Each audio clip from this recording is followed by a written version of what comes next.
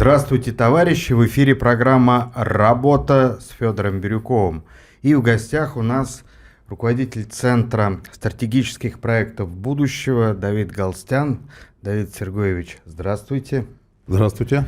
Центр стратегических проектов будущего – это прямо то, что надо для нас, как для коллектива информационного агентства «Аврора», для проекта «Эра». Поэтому давайте посмотрим, каким образом эти стратегические проекты будущего реализуются на примере, есть такое выражение, малых дел. Вот ваши проекты «Русская шкатулка» и «Русские шкатулки» — это ведь как раз те малые дела, которые ведут к созданию больших форм и, собственно, ставят зарубки на пути к будущему, отмечают этапы пройденные. Не так ли? Совершенно правильно. Проект «Русские шкатулки» – это такая, мне кажется, новая форма взаимного культурного проникновения, продвижения русской культуры в мире со странами-партнерами, с дружественными странами в первую очередь, странами БРИКС, странами ШОС. Я называю это вообще-то стратегическим культурным нашим таким наступлением мягкой силы, сотрудничеством. Стратегическое культурное сотрудничество со странами, которые дружественные нам. Почему это очень важно? Давайте посмотрим вот на сегодняшний день. Вот геополитическая обстановка. Русскую культуру пытаются открыто отменить. Враждебно настроенная. Есть группа стран, есть западные политики, которые изо всех сил пытаются палки в колеса, пытаются отменять какие-то концерты наших известных мировых метров и так далее. И в такой ситуации, мне кажется, продвижение русской культуры в мире, оно приобретает особый смысл. Собственно, можем перейти к самому проекту, к сути проекта. Да, что это такое «Русская шкатулка» и их множественное число? Их множественное число. Ну, если говорить, «Русская шкатулка» – это такой проект, я им занимаюсь около 6 лет, чуть больше, около 7 лет. Поговорим немного об архитектуре. Да? У нас есть наши русские, советские, российские бренды. Особо нам придумывать в том смысле, что наработанное то наследие, которое узнаваемо в мире, я считаю, это наши русские шкатулки. Палех, Гжель, это там, не знаю, Фаберже тоже, жостовская роспись. И стилизовать здания под русские шкатулки, это очень, в принципе, легко. В каком смысле? Потому что шкатулки, они или круглые, или квадратные, или прямоугольные. А в архитектуре это самые, так сказать, лучшие формы, с которыми могут работать архитекторы, зодчие и просто те, кто неравнодушны вот к такой национальной архитектуре, которая может выражаться в орнаментах и в разных других наших узорах и узнаваемых. Символики, совершенно правильно. Конечно бы, хотелось бы, чтобы была одна большая русская шкатулка в Москве. Вот та основная большая русская шкатулка, предполагается построить ее. Раньше были разговоры, что хотят снести здание новой Третьяковки, объявить конкурс и так далее. Но потом приняли, общепринятая такая позиция, реновацию сделать здания. Но на самом деле, чем это заканчивается, мы знаем. Так сказать, здание теряет свой облик, но конкурс не объявляется, и как-то все само собой идет. мне видится вот то место, на котором сегодня находится новая Третьяковка на Крымском валу. Оно очень знаковое для Москвы, для России. К сожалению, существующее здание, оно не прошло, мягко скажем, проверку временем. Потому что там вырезали какие-то в бетонных стенах окна, какие-то приделывали ворота, двери, меняли входы с разных сторон, да. И, в принципе, оно не стало визитной карточкой Москвы, как ГУМ, как храм Василия Блаженного или даже тоже ВДНХ, к большому сожалению. И мне видится, вот на этом месте, если бы объявить конкурс, а в России очень много талантливых зодчих, архитекторов, которые предложили бы свое видение, свои проекты. Мое мнение лично, я бы хотел там видеть что-то под русскую шкатулку. И, в принципе, я создал такой проект, скорее всего, это концепт здания новой русской шкатулки. А потом после этого, когда прошли годы, родилась вот новая такая идея, пришла. А почему бы нам не объявить русские шкатулки таким международным, знаковым, не то чтобы конкурсом, но, естественно, если это все воплотить в жизнь, тоже должны быть разные архитекторы, разные идеи. А вот в чем секретный смысл? Ведь почему шкатулка, не терем, там, не изба, да, не что-то иное, а шкатулка, то есть конструкция, которая должна на самом деле открываться сверху. Он будет открываться сверху, этот дом? Вы знаете, нет, сверху открываться не будет, потому что это довольно-таки солидные здания по размерам своим. И сверху их открывать, это, ну, не крыша стадиона, там, которая, так сказать, легкая конструкция открывается. Нет. Что подразумевалось под русская шкатулка? Там собраны сокровища русской культуры.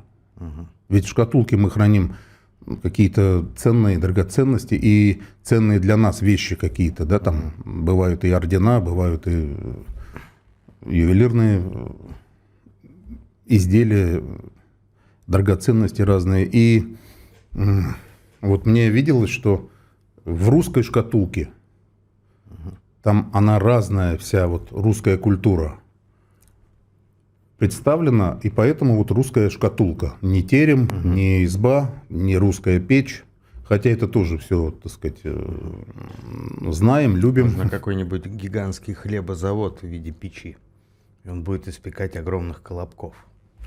Ну, гигантский завод в стиле русской печи, это тоже квадратное прямоугольное здание, тоже, в принципе, шкатулка. Да. И она тоже печет, но... В изразцах, вот вся эта символика. Да, в изразцах очень красиво. Изразцы это вот... Соглашусь.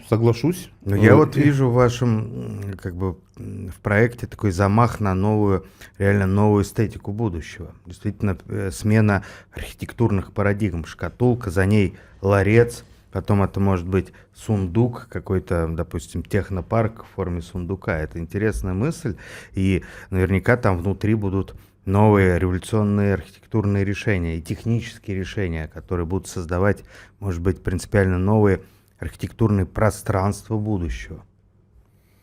Лестницы в будущее будут. Да. Там, возможно, появятся наконец-то русские социальные лифты. Почему бы нет? Ведь будущее наступило. Соглашусь с вами. Мне кажется, это что-то может быть новым, а поступательное такое движение вперед, развитие, оно всегда должно начинаться с чего-то нового. Потому что, ну, архитектура — это, наверное, основное. Да? Люди видят, проходят по улицам, идут, проезжают на машинах. Визуально это, так сказать, чтобы рассмотреть какую-то картину, надо зайти в здание. А вот само здание, оно, наверное, занимает первое место среди... Вот по внешнему виду здания человек сразу понимает, где он находится. В прошлом, в будущем, либо где-то в безвременье. Или на стройплощадке, в крайнем случае. Совершенно правильно. Я буду очень, как сказать, очень рад, если эта дискуссия, у нас очень много талантливых деятелей искусств есть в стране, в Москве, архитекторов, интеллектуалов, писателей, музыкантов, художников, которые смогут, если этот разговор потом выльется в большую дискуссию. Сейчас я знаю, архитектурные круги прорабатывают новый русский стиль в архитектуре, пытаются найти. Я с вами соглашусь, что между прошлым и будущим, и настоящим такой симбиоз, если попытаться что-то сделать, то, наверное, это бы заслуживало, так сказать, какое-то место под солнцем тоже свое. А время бы показало, потому что время всему измеряет измеритель и, соответственно... Измеритель, судья, заказчик и потребитель, да, а время это мы в том числе. Но какова судьба все-таки этих проектов? Вот вы их предложили, как они были встречены, в каких кругах и что же сегодня происходит с русскими шкатулками? Ну, давайте, может быть, про русские шкатулки сейчас я расскажу, именно про проект, что он как бы собой представляет. Вот из большой русской шкатулки, которую, ну, я предполагал, хорошо бы в Москве ее построить на таком видном месте, как Крымский, на Крымском валу. А потом родилась такая идея. Сама суть проекта в чем? Россия выходит с предложением к своим дружественным странам о культурном обмене на стационарной основе. Что это означает? Они нам выделяют землю в Пекине, Тегеране, Каире, Дели. Ну, в больших странах, таких, наверное, можно в нескольких городах. А мы выделяем землю здесь им для строительства культурных центров. Конечно, заграничные шкатулки наши, они будут размером меньше, чем та, которая в Москве основная, да? Но это тоже приблизительно там 5-7 тысяч квадратных метров здания, там 4 этажа приблизительно, да? И обязательно узнаваемая архитектура, обязательно наше прошлое, наше сегодняшнее, может быть, где-то будущее. Почему я остановился на русских шкатулках? Ну, это мое субъективное как бы мнение, мой вкус. Мне вот кажется, что русские шкатулки, они имеют очень большое будущее в архитектуре, если под них здания стилизовать. В этих культурных центрах на стационарной основе поедут туда работать наши специалисты, педагоги, деятели искусств. Что собой будут представлять эти здания? Ну вот смотрите, русская школа балета, признанная во всем мире. Там может быть на уровне таком школьном, каком-то, на уровне училищ, изначально, может быть, подготовительное что-то, кто мечтает, допустим, в странах, таких как, там, не знаю, Китай, Индия, Бразилия, в странах БРИКС, да, мечтает детей отправить в Москву, куда-то поступать, учиться там, да. Вот, пожалуйста, они смогут какое-то время приходить туда, заниматься. Потом вот ансамбль Александрова, это известный бренд по всему миру. Везде аншлаги. Ну, как и Большой театр и так далее, да. Вот, танцы, репертуар ансамбля имени Александрова, плюс что-то еще, национальные танцы народов России. Будут пользоваться, мне кажется, очень большим успехом. И потом театральная наша школа. Станиславский. Наши прославленные есть педагоги, есть учителя, которые могут там собирать группы. В этом здании будут аудитории какие-то там, небольшие, там на 200, на 300 человек. Да? Потом литература. великая русская, советская, российская, библиотеки, переводы книг. Это много работы для переводчиков будет, потому что такое международное сотрудничество? В самом начале это переводчики, потому что, чтобы было понимание и так далее. Конечно, 21 век сейчас шагнул далеко вперед. Техника позволяет переводить, говорить уже, так сказать, почти, так сказать, в прямом таком эфире на разных языках, понимая друг друга. Но все равно переводчики никуда не денутся еще много-много лет. И мне кажется, потом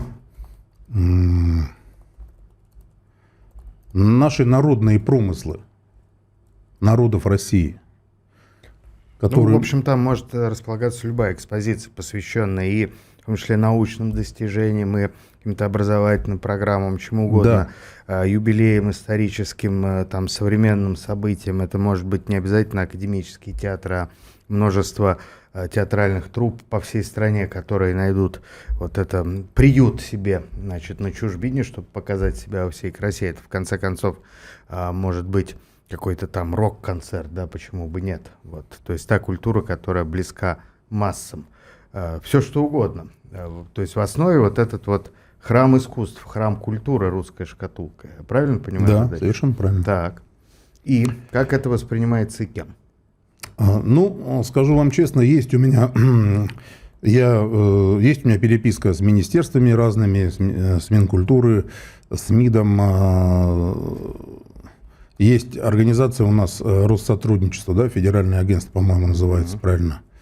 Ну, как сказать, помягче. Многим нравится, одобряют, но когда дело доходит до каких-то конкретных, наши чиновники же, они как? Они вдруг, им кажется, я ни в коем случае не в обиду никому, но им вдруг кажется, что вы позарились, покусились на что-то и пытаетесь обвинить их, что они ничего не делают. И приходят письма, много таких, как простыни, что мы, согласно распоряжению президента 2003 года, потом 2 страницы идет про это таким текстом, потом, согласно распоряжению 2008 года, потом 2011 года, 2016 года, ваши предложения, так сказать, заслуживают внимания, хорошие. Ну и всего вам хорошего, спасибо за то, что вы неравнодушны и так далее. Ну, скажем, как сказать, трудно идет все. Естественно, что-то воплотить в жизнь, для этого нужны ресурсы. И не только финансовые, материальные, наверное, административные и всякие другие тоже. Но, в принципе, одобрение такое есть. Но пока дальше вот таких писем, одобрений устных, никуда это дело не идет, к сожалению. А с той стороны? Ну, с той стороны, пока какие-то робкие попытки есть, я вам скажу, хотел как раз сказать об этом. Вот русская шкатулка основная, которая бы, я желал, чтобы она в Москве была бы, да, я ее отправил на конкурс в Китай. Там был конкурс такой искусств, в том числе и архитектура, урбанистика. И 2-е место, оно там дали диплом. Мы не смогли на эту выставку поехать, потому что организаторы не смогли всех желающих туда с собой взять. Но потом организаторы, людей, которых я знаю, они рассказывали удивительные вещи. Русская культура, там, не знаю, зодчество, скульптура, произведения, живопись пользуются большим успехом, как и современных мастеров. Я имею в виду в основном современных наших мастеров. Она пользуется высоким спросом, может, слово неправильно, интерес большой проявляют. Потом была выставка и в Индии, и в Сингапуре. Русское искусство знают, любят. И мне вот видится, я вот людям этим тоже рассказывал, спрашивал их мнение. Мне видится, что это будет очень востребовано Потому что это и есть мягкая сила, когда одно дело, когда в 5 лет раз приезжает Большой театр или там, допустим, маэстро Гергиев, концерт какой-то, да, там в любой точке мира, Нью-Йорк, там, не знаю, Дели или Пекин, это понятно. Аншлаг, это понятно все. Но когда родители сами в Каире своего ребенка за руку приводят в этот русский центр, хотят, чтобы он начал что-то интересоваться, какой-то театральный начальный кружок или что-то, русская литература, великая, большая, советская. По-моему, это очень важно в том смысле, что ведь эти люди, дети вырастут, пройдут одно, второе десятилетие, и они будут помнить, будучи гражданами других стран, будучи, так сказать, людьми другой национальности, они будут помнить, что когда-то они были, приходили в русский центр. И поведут своих детей туда. И приведут своих детей. Влияние, культурное влияние, оно должно быть постоянным. Это не сезонная тема, не гастроли, Да. это то, что можно всегда взять. Буквально это банка газировки с определенным брендом, как вот Запад действовал, что в любой стране с традиционным написанием или с местным написанием, с различными играми, с символикой, все это присутствует постоянно. Так происходит вторжение мягкой силы. Массовая культура. Конечно, не академическая культура определяет настроение большого количества людей. Это кинофильмы. Вот почему в Индии создали Болливуд, да, который по современным оценкам по объему превосходит, значит, весь совокупный продукт голливудского оригинала. Да. Они просто переснимают эти самые американские популярные фильмы. Нам кажется, это может быть смешным. На самом деле ведь население Индии, оно громадно. И таким образом Индия утверждает собственный культурный приоритет, культурную свободу на своей территории. И, кстати говоря, в Советском Союзе индийское кино было безумно популярным. Вот, и таким образом путешествие Афанасия Никитина продолжается, значит, туда-сюда, как хоббит туда и обратно. Культурные нити, они все время, значит, должны укрепляться, увеличивать длину. И вот нам говорят, да, вот русская культура, она ведь там как бы не англоязычна, поэтому проигрываем. Это ерунда абсолютная. Есть масса неанглоязычных культурных феноменов, которые гремят по всему миру при правильном подходе, при наличии грамотного делового подхода и методики, поэтому это все возможно. И, собственно говоря, русская классика, русский авангард, советское искусство, оно и так продвигается. Поэтому понадобилось придумывать культуру отмены. Это, то есть то, что необходимо насильно вытеснять, потому что оно и так присутствует. Но вот мнение как бы официальных сторон примерно ясно. А, допустим, не пробовали вы найти частных партнеров, каких-то крупных девелоперов, которые могли бы организовать реализацию этого проекта там, которые могли бы поучаствовать? Если государство не спешат, может быть, какой-то крупный частный бизнес вложится. Есть же любители искусств, меценаты и так далее. Ну, обращался я к некоторым нашим большим таким меценатам, не буду называть имена, естественно. На сегодняшний день пока обратной связи нету. Вы совершенно правильно говорите. Наверное, это может быть какое-то частно-государственное партнерство тоже, как сейчас любят выражаться, потому что такие большие центры по всему миру, это же что? Это продажа сувениров, это кафе национальной русской кухни и кухни народов Российской Федерации. Может быть, 2-3 вида там какого-то там столовое, кафе и так далее, да? Потом вот еще хотелось сказать такую вещь, одну вот из предыдущего вот абзаца. Вы знаете, у меня есть опыт проживания в разных странах за границей.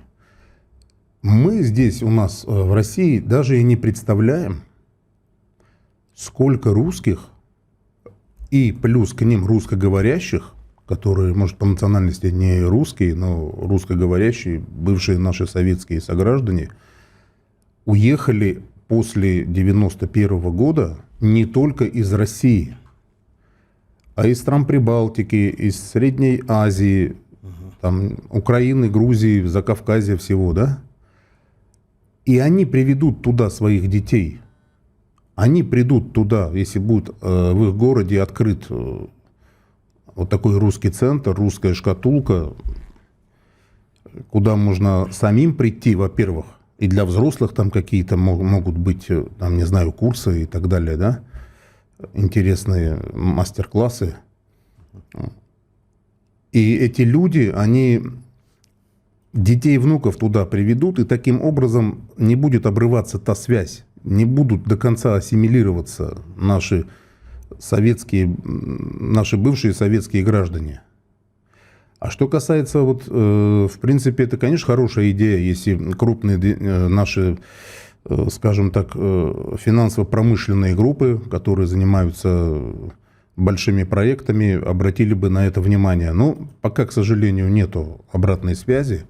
Ну, мне кажется, тут государство должно вначале найти форму межгосударственного вот этого диалога, там дипломаты, так сказать, каков будет статус этих центров. И у нас тут будет построено, и мы построим там, да, в наших странах, партнерах, и по ШОС, по БРИКС, дружественных нам.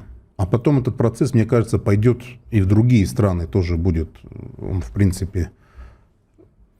Что если построить целый город шкатулок? Там будут русские, китайские, бразильские, индийские. Вот прям новый город, А где? город культуры. А где-то, где-нибудь. Это может быть такой, значит, проект, который будет реализован в нескольких местах. Вообще вот новые города, это ведь большая цель. Мы сегодня застраиваем, особенно это касается Москвы, мы до безобразия, да, просто насилие застраиваем старый город. И когда вот реально мы видим, как археологи идем по улице, вот они слои. Вот здесь вот, значит, начало 20 века, вот середина, вот уже, значит, еще, а вот прямо сейчас. И все вот происходит движение. От этого на самом деле не выигрывает никто. Рано или поздно, поскольку, значит, коммунальная инфраструктура, она остается такой, которая есть, все это приведет к коллапсу. Нужно срочно не останавливать строительство. Понятно, это будет гибельно и для экономики, а людям нужно жилье, нужно создавать новые города. И опять-таки не растягивать Москву до, не знаю, до Балтийских берегов, создавать новые города. На месте деградировавших. У нас масса моногородов, которые в течение 90-х годов превратились в полуфантомы. Пустующие земли, города нового типа, которые будут совмещать сельский уклад, экологически чистый, и индустриальные информационные технологии. Как раз вот ваши шкатулки, мне кажется, это идеальное начало, идеальный старт. Как форма, которая позволяет именно оседлать будущее и строить с перспективой на новое время. Вы знаете, соглашусь с вами. Спасибо, что вы напомнили о новых городах. У меня есть проект, вы сейчас произнесли города нового типа. Вот у меня есть именно с таким названием другой проект. Это про пространственное развитие России. Города нового типа. Ну, конечно, можно, может и нужно эти шкатулки в новых городах тоже. И вообще-то, когда я рассказывал людям, дискуссии были на эту тему, да, разные. Люди говорили, а почему бы нам не начать с России, допустим, построить такую шкатулку в Владивостоке одну, там, в Екатеринбурге. Конечно, это я лично только за, я думаю, и все за, многие будут за, чтобы начать с чего-то, вот, допустим, потом можно и СНГ, наш там таможенный союз, СНГ, можно в Казахстане построить, можно в Минске построить, можно, они здесь построят, мы построим в Астане, там, в Ташкенте и так далее. Вообще, мне кажется, такой культурный обмен на такой стационарной основе, да. В принципе, Москва большая, но если представлять, у нас будет 30 культурных центров. Вы сказали, там китайские шкатулки, индийские, да, есть у меня, так сказать, замысел такой и партнерам предложить. Они, думаю, согласятся тоже, потому что очень красиво будет китайская шкатулка там, или индийская с их мотивами, с их национальными. Ну, если они захотят, конечно, они могут свое что-то предложить, но если в Москве появится 20-30 культурных центров, бразильский, мексиканский, там, не знаю, то, я думаю, весь мир это может стать глобальным проектом в том числе для России. Если Россия предложит первое и пойдет Ведь по вы этому... сейчас говорите от имени России. Вот вы- Ну, да, я хотел бы, чтобы это стало глобальным проектом. Я так поскромнее хотел выразиться. Не время скромничать. Не время Будущее скромничать. Да, зовет. это может стать глобальным, конечно, проектом. Может стать, а может не стать. А Что может и не нужно стать. делать? А может и- Вот все же согласны, всем нравится, а чего не хватает для того, чтобы принять решение? Ну, какая-то воля Денег, нужна. наверное, да? Деньги и воля руководства, начальства, как у нас любят выражаться. Потому что... Вот это самое слабое звено. А как оно? А это же можно ждать вечно. Ну, может, донести Тогда- я не смог еще, Федор, вы знаете, может, надо донести, вот и с вашей помощью, и с помощью «Авроры» мы сможем, и в том числе благодаря эфиру. Как вот сегодняшнему. Ермак сотоварищи донес проект освоения Сибири до царского ума. Пришлось воевать самим. Потом они просили помощи у Москвы. Помогите, здесь тяжело. Партия помощи еле успела. Они уже там, значит, чуть не погибли от голода, ран и прочее. Да. И вот тогда, но в тот момент просто освоение Сибири было очевидным. Оно происходило. Если бы Ермак писал бы только челобитные, наверное, ему пришлось бы осваивать какие-то другие земли. Вот, в конце концов. Кстати, с казаками так часто получалось. Так что я вот почему и спрашиваю, может быть, имея в виду вот эти глобальные цели, начать с малого, построить, реально найти спонсора, построить какую-то шкатулку не в Москве, а в провинциальном городе, который нуждается в том числе в развитии туристической инфраструктуры. Это может быть шкатулка с теремок какая-то, пусть это будет музыкальная шкатулка, и там музей народной музыки. Во многих городах малых есть свои известные композиторы, там народные какие-то исторические моменты и так далее. То есть вот чтобы это уже было. И тут же наверняка найдется какой-нибудь лихой губернатор, который заинтересуется, потому что это выгодно, это будет отличать его. Это та фишка, которую не хватает регионам. И потом центр-то и увидит как раз. Вот. Мне кажется, такой путь вполне реалистичен. Вы знаете, не хотел я об этом говорить, но есть у меня были такие разговоры, когда дело касается, может быть, вы и правы, но некоторые люди с возможностями, спонсоры, как вы сказали, да, они сразу стали говорить, а давай один этаж вам дадим под искусство, а все остальные 5 этажей мы сделаем бизнес-центр, там торговый центр и так далее. Мне, если честно, это не очень нравится. Хотелось бы, такую какую-то чистоту сохранить, потому что, я понимаю, там могут быть кафе, могут продаваться там квас, напитки какие-то наши там и так далее. Но превращать это в торговый центр, как вот, допустим, попкорновый такой какой-то, не хотелось бы. Но ведь это уже, по крайней мере, результат, это этап. Ведь в торговом центре, да, он там звучит, может, название так себе. Но там люди работают или что-то приобретают. При правильном подходе это как бы нормально можно назвать ярмарка. Вот, шкатулочная ярмарка. Ведь, в конце концов, шкатулки тоже продавались в старину на ярмарках. Вот. Ну, может быть, да, ярмарка такая вот...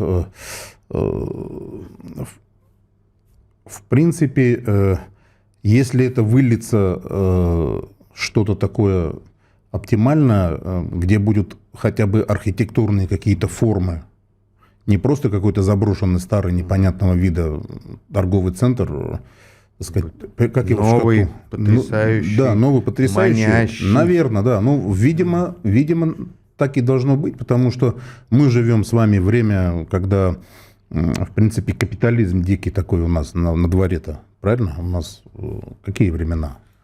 И без... Думаете, он дикий? По-моему, он очень приручен уже везде. Да? Да.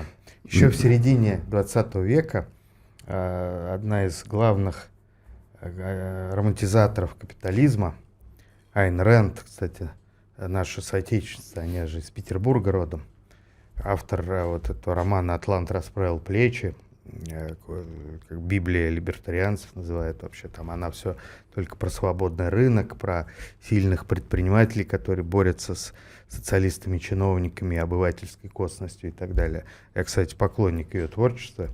Вот. Парадоксальным образом я вижу в ее романах подобие таких же аллегорических полотен Александра Проханова с другим знаком.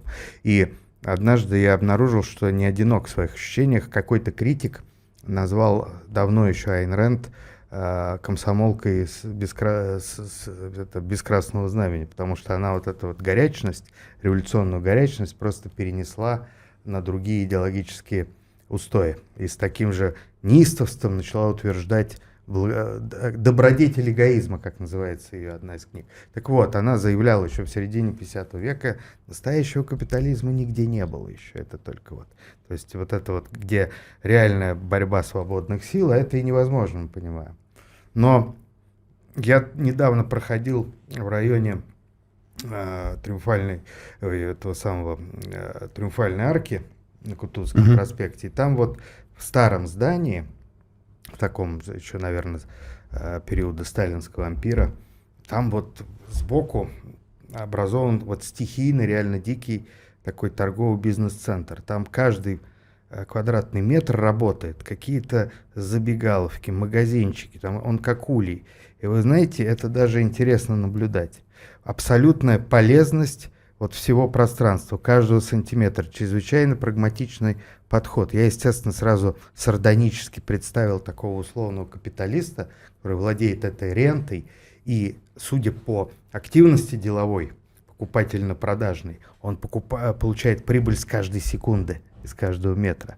А вот ваша шкатулка, она ведь может быть вот со знаком плюс, и уже не какой-то злобный, значит, безликий капиталист, а народное хозяйство, да, доброе государство, или даже жители этого муниципалитета будут получать свою законную прибыль за использование этой площади, где могут быть и какие-то торговые точки, и, может быть, представляете себе, между булочной и парикмахерской библиотека маленькая, где можно, значит, в ожидании почитать Достоевского. Еще что-то, тут же детский кружок, детская комната, все что угодно.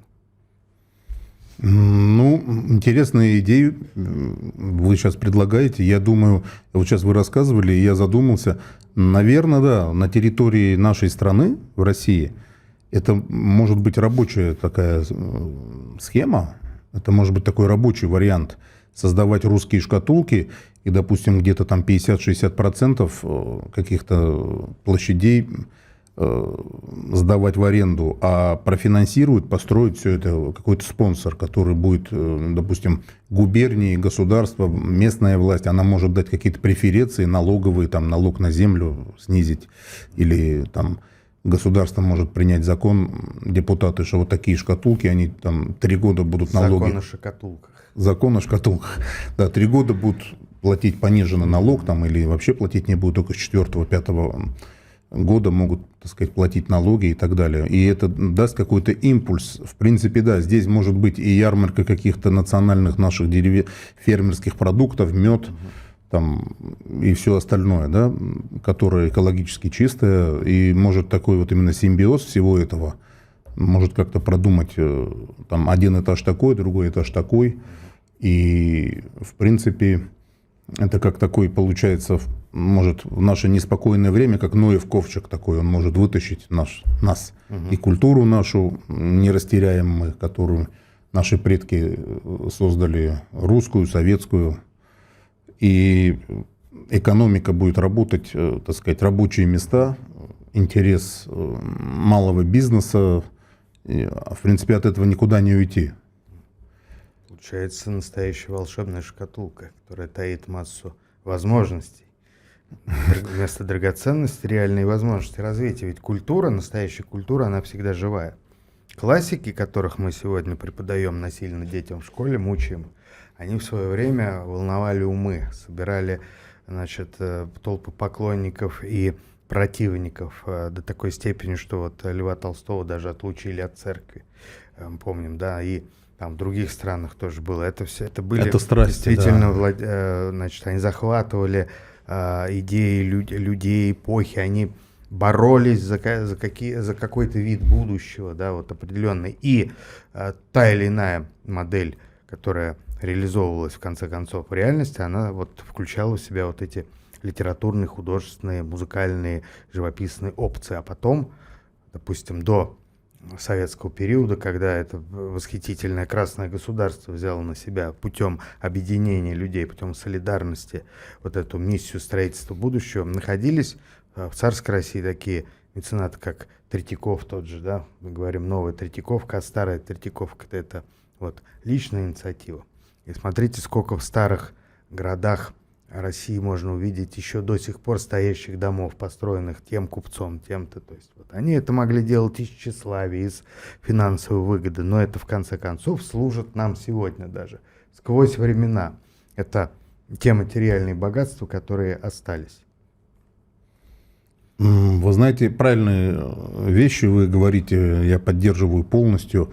И сегодня у нас есть меценаты. Вот, допустим, мне сейчас на ум пришел Галицкий, который вот в Краснодаре построил этот известный уже на всю Россию, чуть ли не на весь мир, этот парк, что-то там еще, стадион и так далее, футбольную школу. Но найдутся, я думаю, потому что тот путь, который есть, очень трудно его пройти. Само государство оно не построит, потому что у них есть процедуры, у них есть внутренние какие-то нормативы. Здесь нужен, как вы правильно сказали, именно человек, который, в принципе, я вот что думаю, да, вот это бессмертие, в принципе, да, потому что если меценат возьмет в центре Москвы, за свои деньги построит что-то и подарит государству, передаст, так сказать, в управление. Ну, прям так взять и построить в центре Москвы не удастся. Это тоже сложная, сложная история. Сложная Поэтому история. я предлагаю все-таки Да, не в центре Москвы, а да. в центре маленького города, там 200-тысячного какого-нибудь. Вот, наверное, никто еще не делал такую заявку, а давайте мы построим город. Вот все эксплуатируют старое наследие. А вот совсем новый город с нуля. Совсем новый город с нуля, ну, вы знаете, наверное, это разговор для какого-нибудь другого эфира, но вот я повторюсь, есть у меня проект, называется «Города нового типа», ГНТ. Угу. Я думаю, у нас есть преимущество перед другими странами в мире. Почему? Потому что мы самая большая страна. И когда нам из каждого утюга говорят, все, мы все проиграли, нас всего 150 миллионов, нас должно быть 2 миллиарда, все, ну, так сказать, все, гипс снимают, клиент уезжает, да? А давайте мы это рассмотрим как в плюс. Ну, что теперь делать? Нас 150 миллионов, мы не можем за 5, 10, 20 лет стать 500, даже не то что миллиардом, мы 300 миллионов не сможем, до 300 миллионов не сможем увеличить население наше. И это преимущество, что мы самая большая страна. И у нас как бонусом есть полезные ископаемые, нефть и газ, лес и вода питьевая. Мы это преимущество. И города нового типа, я думаю, нужно строить, начинать с Дальневосточного федерального округа. Потому что там катастрофически не хватает населения. И наверное, мы это можем себе позволить. Оставить города, которые депрессивные, маленькие, которых невыгодно, в которых изношена инфраструктура вся, и собрать людей. Ну, допустим, если перефразировать это крылатая Россия концентрируется, да, вот нам нужно, наверное, из тысяч, десятков тысяч депрессивных населенных пунктов, которые есть по всей стране, мы можем собирать новые города. Это новое слово, это вызов урбанистам, архитекторам, инженерам, но мы можем себе это позволить, потому что у нас есть, есть страны, где вообще ничего нету, есть только пустыня у них, не полезно, даже воды нету. Но они как там живут, какие-то каналы роют. В этих пустынях уже, как в Арабских Эмиратах, возвышаются блистательные города из стекла и бетона, которые растут из песка. Но это в 5% этих стран, да, там, в 3%, а остальные страны не имеют тех богатств, которые есть у нас. Я в этом смысле хотел сказать, что у нас есть преимущество, и мы можем его очень хорошо использовать. А наши пространства такие большие, возможности. Нам нужно просто, наверное, идти к цели. Кто идет к цели, он к ней приходит. Если идти в противоположную сторону, то до цели не дойдешь. А если... Это точно. Каковы, на ваш взгляд, должны быть качественные характеристики новых технологий? Вот, допустим, у нас большая часть территории находится в зоне вечной мерзлоты. То есть для освоения их, а это в целом очень полезные и огромные территории, нужны новые технологии, которые будут позволять действительно строить города нового типа, включая вот пока еще научно-фантастические купольные города. Вот. Есть ли у вас в арсенале хотя бы на уровне проектов такие новые технологии, чтобы вы могли назвать технологии будущего? Ну, вы знаете, технологии будущего лично у меня нету. Я не являюсь как бы ученым физиком или химиком, но Вы слежу. наверняка наняли специалистов. Но слежу за тенденциями, да. Мир не стоит на месте, мы это знаем. Все развивается. Проводники, полупроводники, новые материалы и новые источники энергии, и добрые, и старые. Улучшаются. Есть масса специалистов, в том числе, которые приходят и на эфиры сюда к вам в «Аврору», очень высокого уровня. И, в принципе, и старые добрые источники энергии, и что-то новое. Я вам скажу, есть у меня опыт проживания в северной стране, большой западной. Можно и инфраструктуру сделать, можно. Это даже там 15-летней давности, 20-летней давности, я вам говорю. А сейчас, наверное, еще они вперед куда-то продвинулись. Все возможно, но у нас самое главное, есть бонус этот. У нас есть газ, у нас есть нефть, у нас есть уголь, у нас есть лес, у нас есть территория, у нас есть руды, горы, горнодобывающая, так сказать, вся таблица Менделеева почти, скажем так. У нас есть огромные рыба. У нас, собственно, Охотское море наше, в принципе, огромнейшее море. Биоресурсы. У нас есть все возможности для этого. Мне кажется, нужно здесь, может быть, там не распыляться, а найти, именно принять эту доктрину, что мы говорим о таких, тенденциях, глобальные проекты мирового уровня и так далее. Мы самая большая страна в мире. Мы первые полетели в космос. Мы первые запустили атомную станцию. Конечно, мы должны предложить миру. Потому что, видите, вот эти все красивые Дубаи, что с ними случилось? Буквально за полгода, год. Закрылись аэропорты, закрылись проливы, ушел бизнес, ушли деньги, ушли люди. И большие сложности.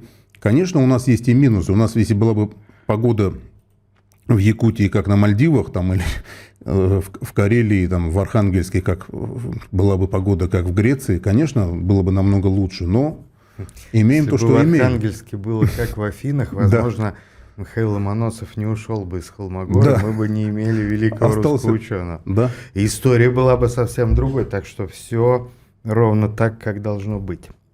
Но вот все-таки меня не покидает ощущение какой-то то ли недосказанности, то ли скрытого отчаяния. То есть, казалось бы, очевидно, прорывные полезные проекты тормозятся, потому что нет, опять-таки, какой-то мифической воли. Но если одной воли нет, то есть, очевидно, воля другая, воля не делать. Но тогда какие еще ответвления вот проектов будущего видятся вам, которые происходят из русских шкатулок, которые, допустим, может быть, скорее реализовать? Они могут быть пилотными проектами, собственно, вашей лаборатории, вашего цеха, который претендует на то, чтобы создать целый ассортимент моделей будущего, архитектурных моделей. Вы знаете, есть такой проект интересный, как мне кажется, который заслуживает внимания. Это новые общественные пространства, которые можно создать в наших городах, потому что большая часть нашей страны, она находится в холодной части нашей земли, погода суровая, и создать такой некий симбиоз, как соединить торговый центр, парник, парк с пальмами, все это красиво под стеклом, новые технологии, возможности прогресса, используя наши энергоносители, доступные газ, уголь, нефть, ну, в данном случае, наверное, газ и уголь, скорее всего, да, то, в принципе, это может работать. Просто за один эфир трудно рассказать сразу про многие проекты, но то, что в России у нас назрело, вот ситуация уже созрела к тому, что нам нужны прорывные идеи и с возможностью их масштабировать.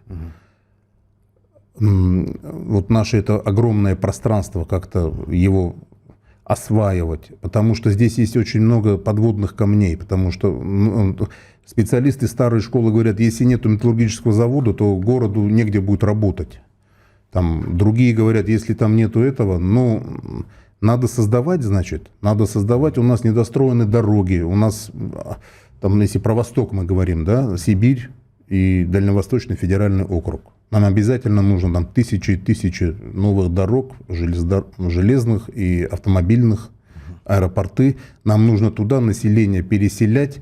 А как мы можем переселить? Ну, допустим, есть, что вот реально строится. Да? Вот есть город-спутник Владивостока, который много лет строят. Заявлено было 50 тысяч, но пока там 25-30 тысяч. Цена, ну это по открытым данным из прессы, я вот ими только владею, какая-то запредельная идет уже. Это будет что-то похожее на Красную Поляну. Ну то есть у нас строится Алтай мощно сейчас, Сбербанк и другие крупные финансово аффилированные с госкорпорациями и так далее большие финансовые такие холдинги пытаются освоить Алтай. Много что там строится, уже построено, аэропорты, дороги.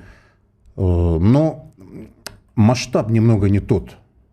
Мне кажется, для нас, для самой большой страны, нужно придумать масштабирование. Ведь, допустим, если тут такую, ну, параллель провести, вот сталинская индустриализация, да, тогда они придумали что? Они придумали вот эту промышленную архитектуру и 1600 заводов построили по всей стране. Ну, то есть один город-спутник Владивостока на 25-30, через 5 лет на 50 тысяч рассчитано, это мало очень для нас, как бы. И тем более там оно очень такое коммерциализированное все, дорогое, недоступное для всех. Все так, но есть сложность. Сталин действовал в реалиях на животворных волнах Советского Союза, той идеи, той инфраструктуры, которая создавалась буквально, да, на земле, на песках, той жизни, которая облагораживала пространство, и люди, которые буквально за считанные годы могли совершить рывок из одного социального состояния в более высшее. И Сталин не только заводы строил, он строил дома, прекрасные дома. Его фраза крылатая «рабочие должны жить во дворцах». А это так и было.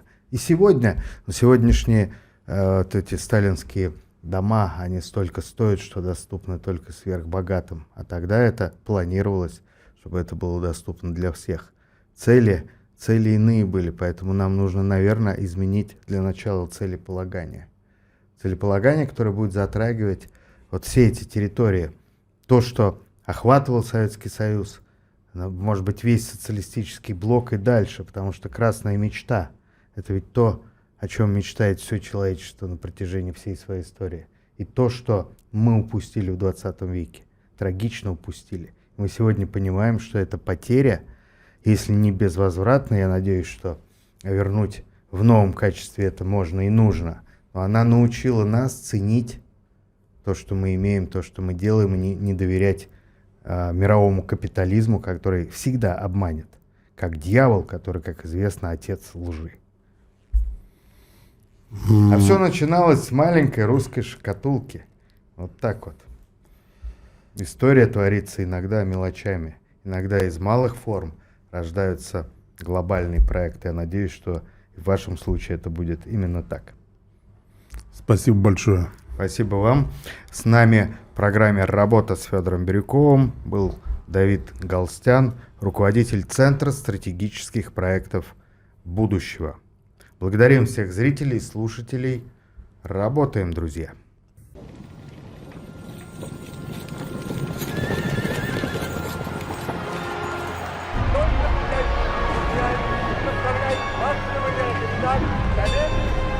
Совет передается Совету Государственной власти.